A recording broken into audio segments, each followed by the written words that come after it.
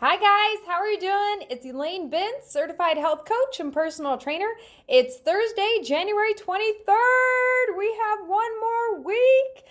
Thank you to everybody who has been participating. It has been really great getting to know you and hearing about your healthy decisions. Keep the ball rolling. You guys are doing great.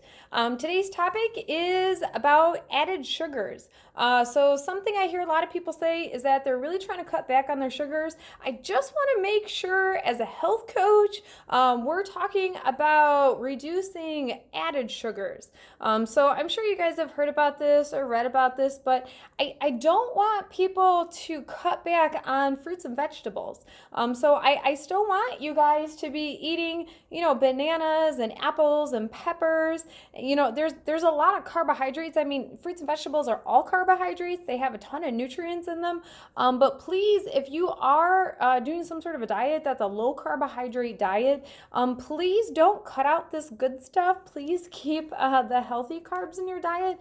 But when we talk about added sugars, we're talking about things that are added. So if they've added maltodextrin or corn syrup or heavy syrups, a lot of times on the labels you'll see there's all these different terms for sugar.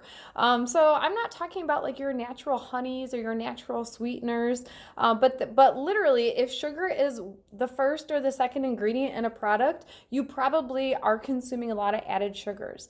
So some of the foods I highly recommend, if you guys have ever heard of Alara bar, this one, it will say on the label, this is a great snack, a go-to. I do eat these quite often. They're all natural, gluten-free. Most of them are also vegan. They have the dietary fiber, and they do have sugar, but it doesn't include any added sugars. Like this one is the cashew cookie. The ingredients in it of themselves are only cashews and dates. So although this is a high carbohydrate food, it comes from all natural sugars. So dates, dates are a fruit. So that is all sugar. And if a client asks me, hey, is there a lot of sugar in apples? Well, yeah, there's a lot of sugar in apples, but you want to eat that kind of sugar. Apples also carry a lot of fiber, which helps us with digestion and helps us with regularity. So when I talk about added sugars, we're talking about the things that make a product sweeter. So a lot of crackers, believe it or not, unless the label says 0 added sugar or less sugar or a third, whatever term they use, light or 1/3 less, there's a lot of sugar in like crackers and pasta sauces, even your pizza sauces. So you really do have to read the labels.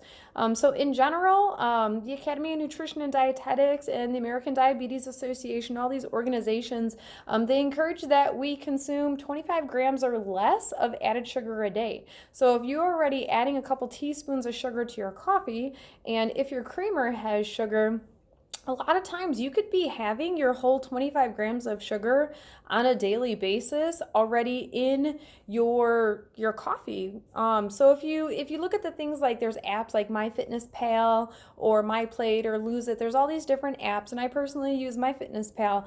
You'll see that I could have like 60 or 80 or 100 grams of sugar, but depending on the day, there could be a serving of blueberries and a serving of banana and a serving of apples. And depending on what food is in the meal, sometimes I'll eat grapes or raisins.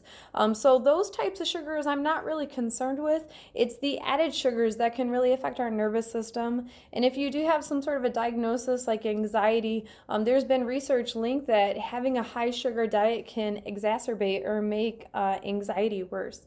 So just another tip that could help you with weight loss is reducing your added sugar consumption. And if you are tracking how much you're consuming, I would use the 10% rule in reverse. So say, for example, you're consuming 100 grams of sugar on a daily basis on average. I'd say shoot for trying to only consume 90 grams of sugar on a daily basis for a week or two until your body can adjust to that. Because quite literally, your taste buds will crave what you feed it. So if you eat a candy bar every day, your taste and your body will crave that candy bar. But if you eventually wean yourself off of eating that habit, hopefully your body will not continue to crave it.